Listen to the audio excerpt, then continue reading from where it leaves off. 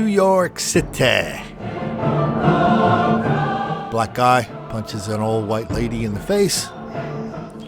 Cue the usual script. Random attack. Doesn't happen around here. Isolated. Don't know what this is all about. Blah, blah, blah. Hood is on edge this noon after a 74-year-old woman was attacked on her way to the train. Police have released this video of the suspect, who is still on the loose at this hour. CBS 2's Allie Moutman is live in Woodside with more on this seemingly random attack. Allie? That woman walking down the steps here when she tells police a complete stranger walks up to her, gets in her face, punches her, and then runs off. Take a good look at that man police are now searching for, described as about 6 feet tall with dark skin and last seen wearing that red jacket with blue jeans you see here. The victim, a 74-year-old woman, tells police she did not know the man, and police have no motives. Things have been getting pretty bad lately in New York, so unfortunately I'm not surprised.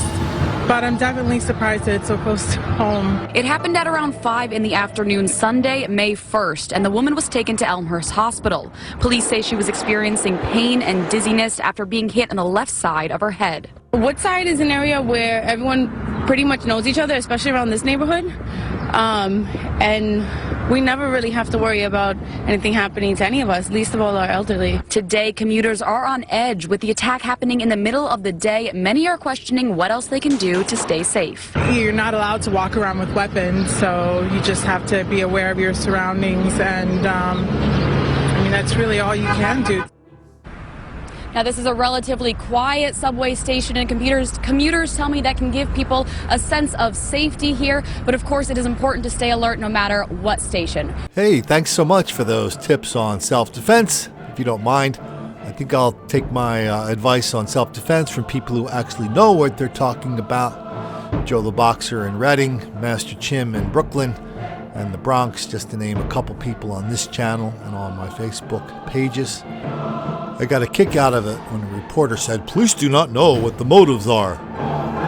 Well, a lot of times they don't, not unless you're a mind reader. But we do know something more important than motives. We know what the patterns are. This is a black on white crime. You know, I stopped keeping track of how many slashings there were in New York. I lost track at a couple dozen.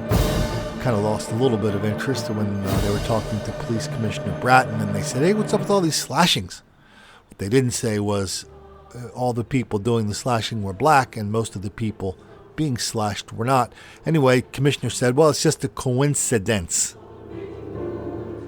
And if you're a reporter in New York, don't call this the knockout game,